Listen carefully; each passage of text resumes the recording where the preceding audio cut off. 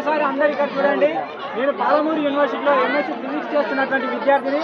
ఈరోజు ఇక్కడ ఈ గ్రామంలో దాదాపు 800 ముదిరాజులకు సంబంధించినటువంటి ఓట్లు ఉంటే ఎవరో వేరే వాళ్ళు పెత్తనం చేస్తూ ఉంటారు.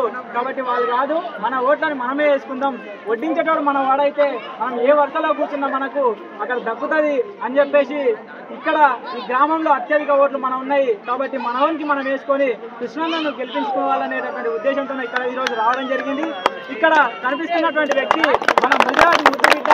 యావత్ యువత సమాజం అందరూ తెలుసుకోవాలా. ఈరోజు మన పెద్ద తాత వాళ్ళకు తెలిసి ఉంటుంది, ఈరోజు యువతరానికి తెలియకపోవచ్చు. పండుగల సాయన్న పాలమూరు ప్రజావీరుడు.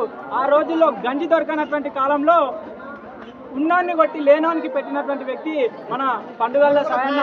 ఈ పండుగల సాయన్న అత్యప్పుడు మైసమ్మ దగ్గర ఆడబిడ్డలకు నేను అన్న కృష్ణన్న వచ్చినమ్మని ఒక మాట అన్నాడు. ఆ రోజు బిడ్డలారా యువత వినాల. పండుగల సాయన్న ఆ రోజు లేని బిడ్డలకు, పేదరికంలో ఉన్నటువంటి బిడ్డలకు ఆ రోజు అత్యప్పుడు మైసమ్మ దగ్గర పెళ్లిళ్ళు చేసి ఆడబిడ్డలకు పసుపు కుంకుమలు దానం చేసి వాళ్ళకు పెళ్లి చేసినటువంటి సందర్భం ఉన్నది.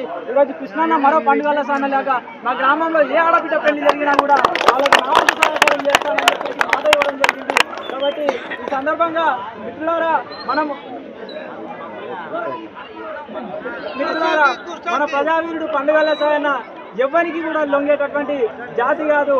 మనం ఒక ముదిరాజు బిడ్డ అంటే ఆ రోజు పండుగల సాయన్న నిజాం రజాకారులు ఈ మహబూబ్నగర్లో పెత్తందారులు భూస్వామ్యదారులు ప్రజలను దోపిడీ చేసి వెట్టి చేసుకుంటున్నటువంటి సందర్భంలో ఇది అన్యాయము అని చెప్పేసి ఉన్నోన్ని కొట్టి లేనోనికి పెట్టినటువంటి సందర్భము.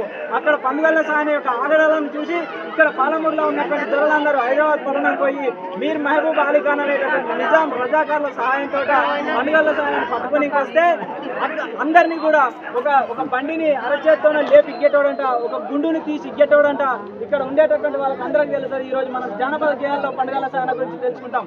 కాబట్టి మిత్రులారా యువత ఖచ్చితంగా తెలుసుకోవాల్సినటువంటిది ప్రజావీరుడు పండుగల సాయన. ఈయన దొరికిన తర్వాత నిజాం ఒకటే అన్నాడు, నువ్వు లొంగిపో, నువ్వు ఓడిపోయినానని ఒప్పుకో అనుకోసి అంటాడు.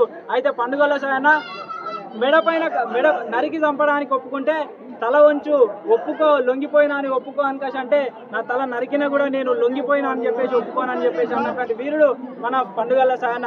కాబట్టి ఆ రక్తం, ఆ ధైర్యం, ఆ సాహసంతో ఈరోజు ముదిరాజు బిడ్డ మన ముందుకు వచ్చినాడు, మన ఇంట్లోని బిడ్డ.